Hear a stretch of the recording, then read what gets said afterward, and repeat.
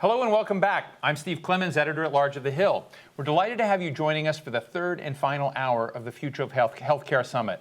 I'd like to thank our sponsor, the Biosimilars Forum, for their support of today's program. Earlier today, we heard from HHS Secretary Alex Azar and Dr. Anthony Fauci on how the pandemic will likely transform our healthcare ecosystem. Over the next hour, we're going to focus our energies on the intersection of race and access of care. Before we get underway, a few housekeeping notes. You can tweet us at #TheHillHealth. We're broadcasting live and we will be taking your questions throughout the program. And if you experience any trouble with the live stream, please refresh the page.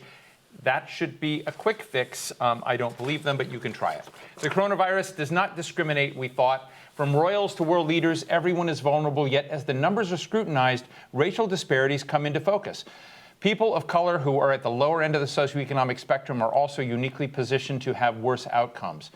Today, questions of access and affordability of care are matters of life and death. For leaders in public health, issues surrounding racial and social determinants of health have become more vital than ever before. My first guest this afternoon is CDC Director Robert Redfield. Dr. Redfield, great to see you. Thank you so much for joining us again. I enjoyed our last conversation. And I've been telling people today several times in that last conversation, I could feel you simmering when we talked before about the lack of investment over decades in our public health infrastructure and why that is so consequential today. Will you share with our audience today what you have in mind? Well, thank you very much, Steve. I think it's really important for us to just be honest and transparent about the fact that for really decades, we have failed to invest in the public health infrastructure of this nation. And I think we've seen the complexity that has caused us as we've confronted the COVID outbreak. And I would argue now is the time to make that investment, begin our nation on a sustained path to have the public health system that this nation not only needs, but this nation deserves. And there's several elements to that. One, data modernization, and the ability to do predictive data analysis. This is fundamentally critical to be able to have real-time actionable data in order to have an effective public health response. We need resilience in the laboratory. Some of the complexity that we've seen in expanding testing, public health infrastructure of this nation really has a laboratory-based system that's based on a single low throughput platform. It needs to be much more resilient, much more capacity to surge into different directions. We need a public health workforce. We recently polled the nation in January. There were 6,000 contacts. Some states had less than 100. I predict this nation will need at least 100,000 just to deal with the current COVID outbreak this fall. We're currently up around 28,000 and growing, but still, we haven't invested in that public health infrastructure. So this is really fundamental. And finally, I believe it's critical that we have a public health infrastructure across the world in terms of the global health threats that we're seeing, where we have the capacity to detect, respond, and prevent outbreaks at their source, and have a strategic placement of comprehensive global health capacity in strategic areas around the world, 8 to 12 strategically placed. So this investment's critical. Now is the time. I think many of your listeners may not know that CDC provides up to 70% of some jurisdictions, states, local, tribal, territorial health departments of their public health funding. So funding that we get is really taken out to the states to help them begin to build this infrastructure. But now is the time to correct this so future generations will have that resilience. I've said if there's one thing we need to do for public health is we need to over-prepare for when we need to use it, not under-prepare.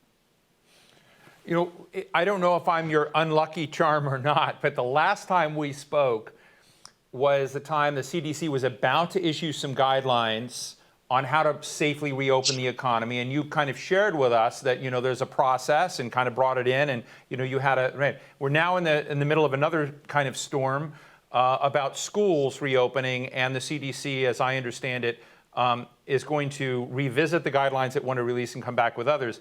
And I guess I just want to cut down this. Are you worried that in the storm that we're seeing in certain parts of the country of reopening, that the schools don't have what they need to safely reopen, that we're walking in to a potential new calamity, particularly for children?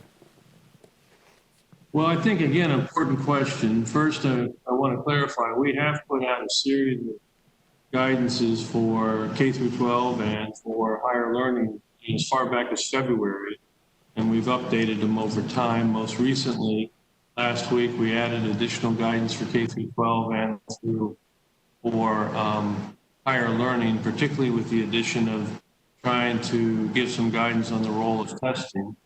And those guidelines are out and they're there, and I think it's important that the intent is that we have is they're not that they're going to be changed. We're adding additional documents, reference documents and consideration documents to help groups understand how to use those guidelines. For example, we have one coming out to prepare parents and caregivers for kids going back to school. We have one coming out for communities that are going to be opening K through 12. We have one coming out for schools to help them understand how to use and monitor for symptoms. We have one coming out to talk more about the use of face coverings, which we believe is very important in the school setting. We have one to come out how to monitor and evaluate how effective your programs are. But I have tried to state there that the purpose of the CDC guidelines, first and foremost, is their guidelines, not requirements.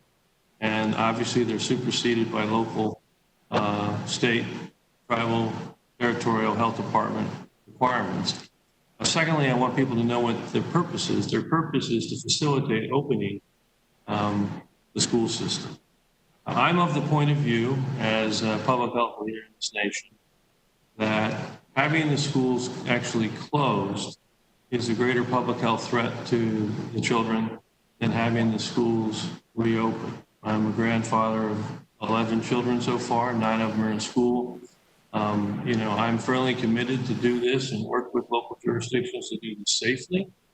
But I think really people underestimate the public health consequences of having these schools closed on the kids. So I'm confident we can open these schools safely, work in partnership with the local jurisdictions.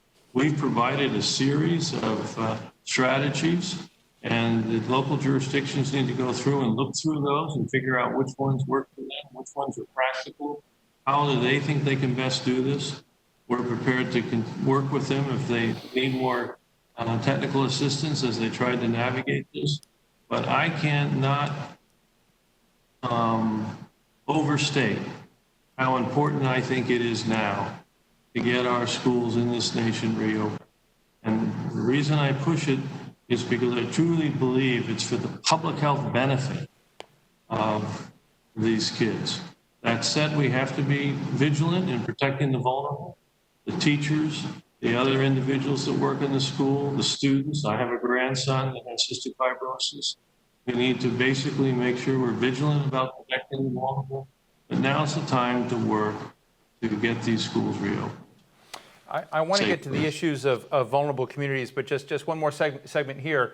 Senator Lamar Alexander, Congressman Fred Upton on today's show said, hey, many of the schools don't have the money, the resources they need to do this. We need to provide them, just as we have other parts of the economy and other organizations support and help them do this and move that forward. Randy Weingarten, President of the American Federation of Teachers, says, hey, we want to reopen too, but we need to care about children's health as much as we care about people's health in bars. So do you think that we need to put more resources and money into schools, whether they're public or Secretary DeVos said even private schools, to help them have the resources to safely reopen? Steve, I think we have to see the plans that the different schools and jurisdictions come up with. Obviously, if there are barriers to being able to open the schools that are really important to overcome, then we have to address that. When I say we, I mean we as a nation. But I know a number of schools are working to develop their reopening plans. I don't think there's anything intrinsic to the guidance that CDC has suggested people consider that is prohibitive from a point of view of cost. But again, I think ultimately that's going to be decided as each of these different schools and districts decide what their exact plan is. I don't think we should, go overboard in trying to develop a system that doesn't recognize the reality that this virus really is relatively benign to those of us that are under the age of 20. The greatest risk that this virus causes is if there was an individual that was vulnerable in that group, like my grandson, or if there was an individual that was vulnerable, like a teacher. And this is why we need to, in the process, protect the vulnerable. But I'm very anxious to read the actual plans that different schools come up in districts and work with them. But as I said, our guidance was really meant to facilitate the opening of schools. It would obviously be disappointing to me if somehow it was used for a rationale of the need to keep schools closed, because that's not its intent. And we're prepared to work with each school or each school district to help them figure out how to get to the place they need to be to open their school safely. Sure.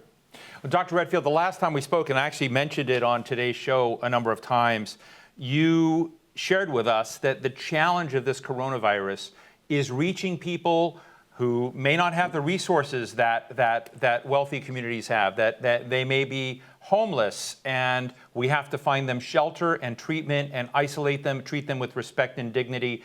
It's a very powerful comment you made. And today we're talking about the inequities in our system. We're talking about some of the communities that have been basically taking on a disproportionate share of mortality and infection rates. And I'd love to get your thoughts on how we move the needle in those communities and create something that's truly inclusive as an approach to solving the COVID problem. You know, Steve, from every crisis is an opportunity. And I think this COVID crisis is an opportunity. The one opportunity we talked about, it's an opportunity for this nation to finally make the commitment it needs to make to over-prepare its public health system in this nation. I think the other great opportunity is for this nation to understand that we need to have meaningful progress in our efforts to impact social healthcare disparity in this nation. The COVID virus has obviously exploited it. When we see the increase hospitalization and death in Native Americans, Alaskan Natives, African Americans, Hispanic, Latino, it's not anything intrinsic. It's actually a marker of the health disparity that existed in this nation for far too long in chronic health issues of diabetes, reactive lung disease, heart disease, kidney disease, obesity. Clearly, it's a wake-up call to say, are we serious about trying to truly impact health disparity so that there's equity in health in this nation? I've always believed one of the greatest social injustices in our world, and even in our own nation, is the lack of health.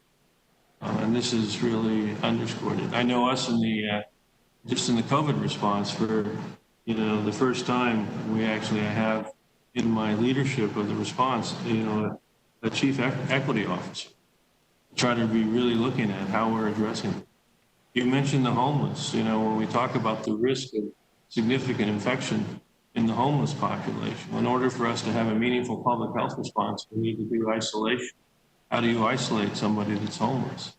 Right? This means that we have to begin to address actually that other issue of housing for the homeless. Maybe, as I said, maybe through this crisis, there's an opportunity that certain jurisdictions will figure out how to address the growing challenges that we've had with homelessness. So I think it's something we should commit ourselves to really not just talking about, but we should start developing a strategic approach to have meaningful progress in addressing the health equities in our nation. And many of those inequities are really also centered around poverty as one of the big drivers of the health inequities in our nation. So COVID has put a spotlight on it. It really has shown us that these chronic inequities in chronic disease have really had an impact on whether people get hospitalized or die from this particular viral infection. So I'm hopeful. that it's put a spotlight on it. I'm hopeful, as I said before, that from this crisis will come some really important opportunities for this nation to rebuild our public health system so this nation finally gets the public health system not only that it needs, but that it deserves. This nation becomes sensitized to the reality that we have to effectively address health disparities, the social determinants of health, so that we can move our nation to a healthier nation, as opposed to a nation that is still struggling with many, many chronic illnesses that this virus has exploited. Well, Dr. Redfield, that's a very, very good frame to launch the rest of our discussion today. You and I never have enough time. It's so fascinating to get your thing. I want to thank you so much for your time today, Dr. Robert Redfield, the 18th Director of the Centers for Disease Control and Prevention. Thank you so much for joining us today. Thank you very much, Steve. Glad to be here. God bless. Thank you.